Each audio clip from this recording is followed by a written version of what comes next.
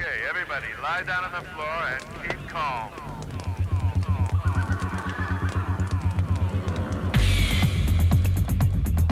27th of September marks the 200th anniversary of the modern railway in the birth of the Stockton-Darlington Railway. A very exciting milestone, if you like, and it marks the end of a year of activity across the country.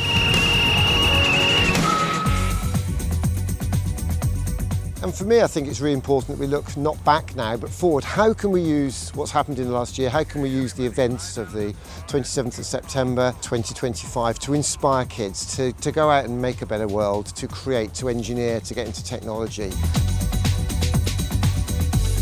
And that's really what my call is about today. I want to do what I can and hope we work with other people, other organisations, businesses, schools, families, to provide some legacy for Railway 200.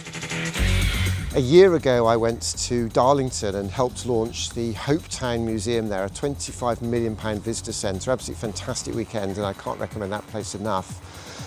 Since then I launched the idea of the world's smallest model railway exhibition. I launched that at Land's End over Easter and had a whole range of trains on there, a clockwork train, a steam garden railway train, wooden push-along trains, a coded train that children can code, and a model of Penny Darren, the steam loco, the world's first steam railway loco, invented by Cornishman Richard Trevithick. And I've been making that from cardboard with schools across the country. In fact, I'm from Shropshire, so I made that up in schools in Shropshire, where the original Penny Darren was made by those iron workers in Ironbridge.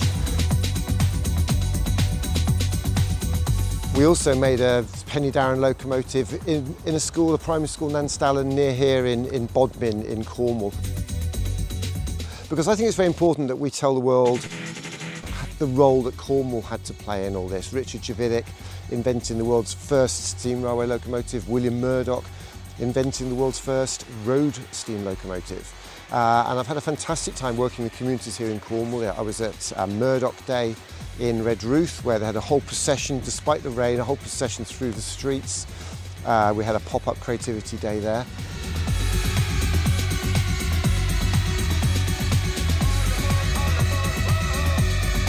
And in Camborne I had the model railway exhibition set up on Trevithick Day with steam engines powering up and down the street. It's been absolutely fantastic.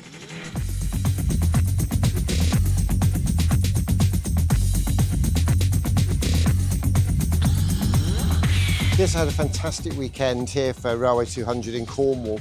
On the Friday I went into Nanstallen Primary School just outside Bodmin with our Railway 200 Day. We did an all-school assembly about the railways and aiming high with your creativity. We made the cardboard Penny Darren and we launched the dynamite rocket to inspire those kids to aim not just high, but higher than Trevithick.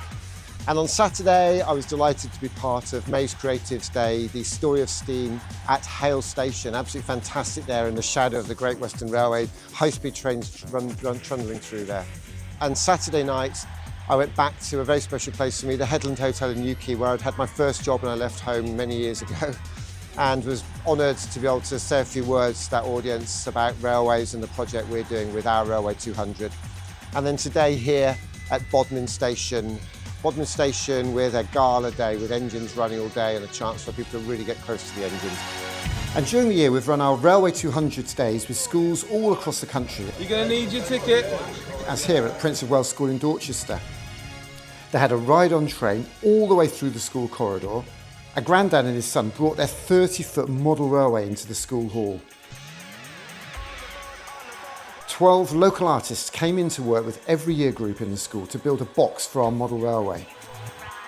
And we had a fantastic final assembly for the whole community. So my call today is, will you do one of two things to help provide some legacy for Railway 200? Will you consider maybe donating old train sets? I've had a train set donated by Grandad here in Cornwall, which I'm going to be taking into a school. But we need to get this into schools. There are children who could never dream of having model railways, and really what we've got to do is try and get this stuff into schools. And also I want to finish the challenge. I want to finish the challenge of the world's biggest portable model railway. Pete Waterman and his RailNut colleagues had built one last year at the NEC, which is 208 feet long, the Guinness World of Records. That had lots of loops of track, which made it technically very long. We're going to have one loop of track, but it's going to be 209 feet long for the Guinness World of Records. People who can't be too bothered about the details, just want to get stuff done and want to really inspire children. So if you'd like to make one of our box outs, get in touch, check out #OurRailway200. Fill in the form. If you can make a donation to help us cover the costs, then we'd be very grateful. The track has been kindly donated by Pico Model Railways, who are based in Devon, in a fishing village called Beer. To think that this stuff is still being made in this country, we really should be very proud of that and support that. And the timber we're using, the plywood's been provided by a building supplies firm, Bradford's, in the southwest as well, so we're very grateful to them. One of the things I particularly liked about being at the Bodmin Railway here today was the way they engage young people. A lot of young people helping out, volunteering, sitting around just hanging out, really, really cool. So it was an absolute pleasure to give a group of young people here a model railway that I'd been given by Grandad in Cornwall for them to work on here at the station and maybe in school.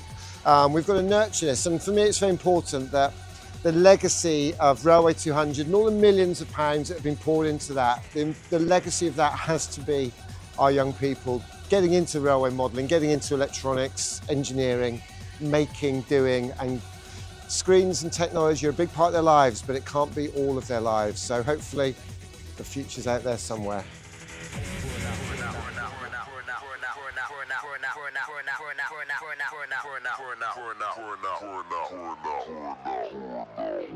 not.